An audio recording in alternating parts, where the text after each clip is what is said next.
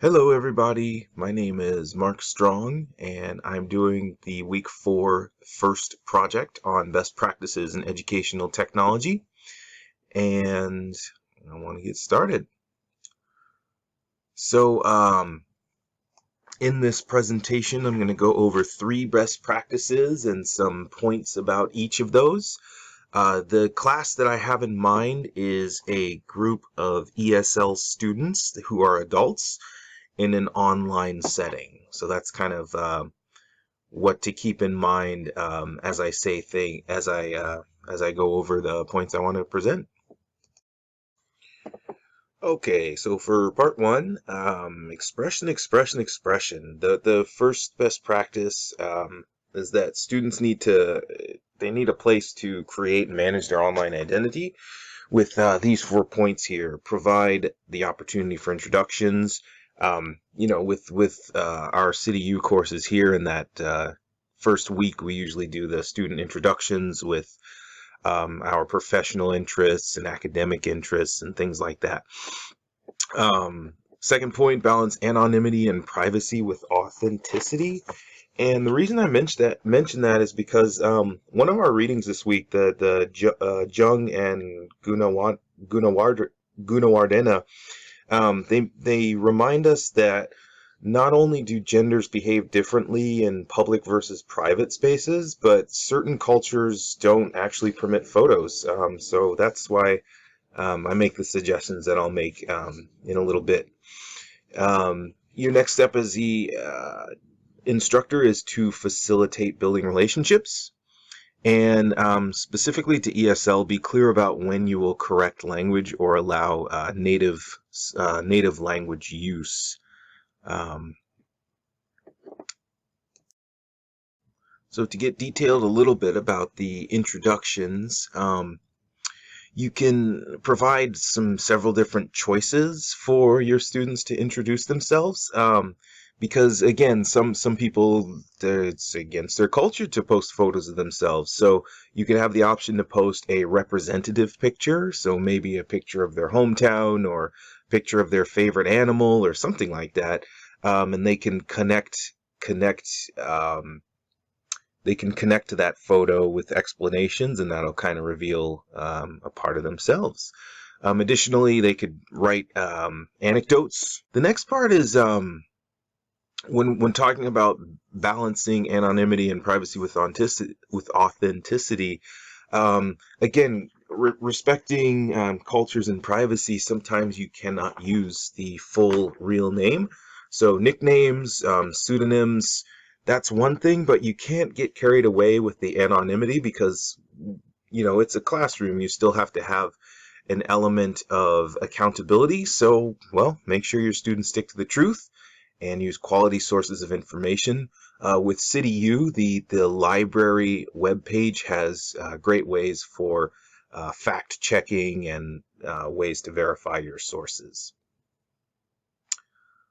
Moving on to the next point, as the instructor, as you're facilitating building relationships, that's where you can, where you step in and maybe you have less talkative students, and that's where you'll pop into the discussion board and ask leading questions, and just kind of highlight some of the maybe more profound or maybe the better researched questions, and kind of give that student a lift and make them a little more visible if they aren't already in your spotlight.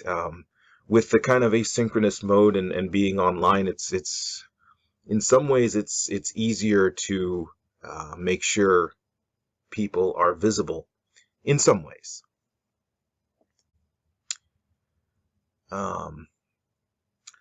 So again, going back to Jung and Gunawardena, one of the best practices they suggest is to allow multilingual communication as well as diversity in English. Well, in ESL, this is a little complicated because, well, your focus is to practice and refine English skills. So it's a little less obvious for online ESL classes and discussion boards, but maybe some words of encouragement. Hey, I appreciate that you're trying to work on this. but maybe point those students who want to speak in their native languages to a separate discussion board or channel, or just encourage them to chat, through whatever millions of chat things they use for their phone. Just have them do that, and then ultimately post their thoughts in English within your classroom. Best practice 2. If studying English face-to-face is not an option, an online series of vocabulary sheets and quizzes is not enough. So using this week's Dr. Puentudura's SAMR model of technology, your online class should take advantage of its technology rather than simply swapping paper for digital documents. So the 3 points I'll get at are about universal design and learning, your kind of role of textbooks, and how streamlined graphic design, so how our ease of access to media really kind of lowers the burden of needing to create everything new for students and for instructors alike. So in the past, so getting into this topic, in the past, face-to-face learning with video was just paper worksheets and some discussion, and maybe the occasional bring in a DVD or show a video. And so I want to talk about YouTube and TED Talks because they're, pretty ubiquitous. And so with YouTube, you can manipulate the, first of all, you can do subtitles. They are auto-generated, but each year it gets better and better and more accurate. And these days I rarely see problems with the auto-generated subtitles. I use this is pretty much the only way I watch YouTube at home. The other thing you can do is manipulate the playback speed, so you can slow it down. If you're an ESL learner, or if someone's just a really quick speaker, then you have control over that, and that is, I consider that a universal design technique. Stop Rachel's English there. Popping over to TED Talks, one of the UDL features you have here is the transcript option. So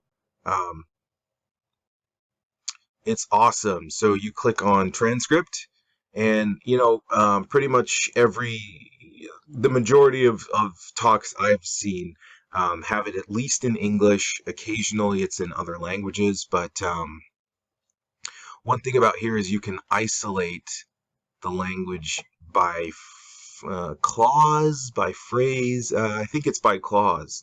So yeah, you can isolate it to this section of language here. Maybe an English learner wants to study it, the pronunciation or the spelling, and they can just it kind of goes, and you can manipulate. This is a very useful way to be able to manipulate the video and practice what needs to be practiced. So the other UDL thing I want to draw your attention to is, let's see, just these days, since everything's all about our identity, right? Kind of that one of the first points I talked about. But with that is the fact that you can leave comments everywhere. So one of the complaints in ESL is that some of the materials written, generally you find those in course books, they're made for an ESL audience. And that is appropriate for certain things when you want to really focus on a grammar point or something. But the problem is that it's often forced, and your students know.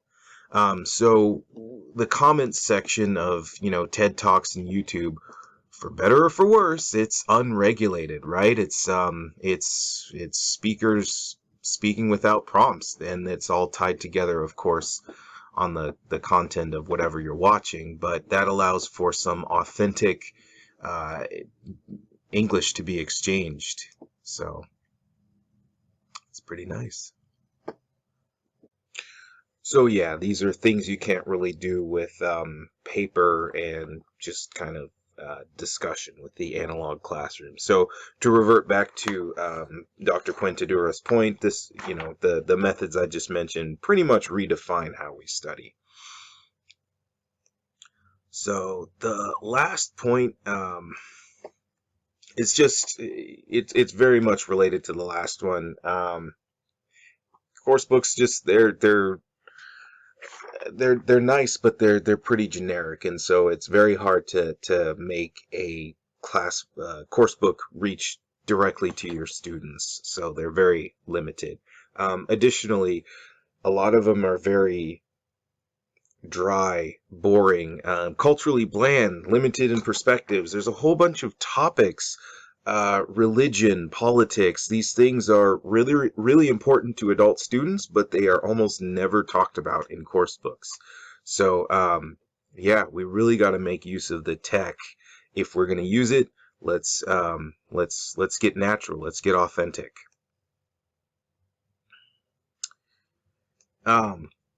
So there's the third point about making tech work, about using tech, is just how user friendly it is, and that creating content is as easy as it's ever been. So programs like Sway, like what I'm using for this presentation, but also this program Padlet allows you to create these pages where each of these image and texts, a different user has submitted that, and this is like a collaborative, really easy way to collaboratively share information and work on projects. And projects are going to be the next part. So, yeah, part 3, the third best practice is when you're using your tech in your classroom, create educational products. So with the 3 points in this last best practice, assignments and online materials should be age appropriate. And one thing I read was that according to Jung and Gunawardena, East Asian students are less concerned with process items like discussion and collaboration, and more concerned with completing assignments and earning credentials. While, this group of related cultures shouldn't dictate the rules for a multi-continent global classroom, educational products also build proof of learning that's easier to access. And that kind of points me to project-based learning in ESL. And I feel like with an online ESL class, the majority of discussion is going to take place offline. Your assignments are probably going to be directing students to go talk with people, and probably not going to be recording those. There's the element of trust involved. So whether it's assignments where students go go practice their English in conversation, or a collaborative assignment in PBL, project-based learning, you're just going to have to take your students' word for it in this case. But yeah, project-based learning would unify your students with a common goal, but they're going to be practicing listening, speaking, reading, and writing as they do their research, and then finally present you with a project. And just the last thing to keep in mind is that regarding assessment, just make sure that it's only fair that your evaluation for distance learning products should be adapted and different from face-to-face, because you just can't grade them the same way. So in summary,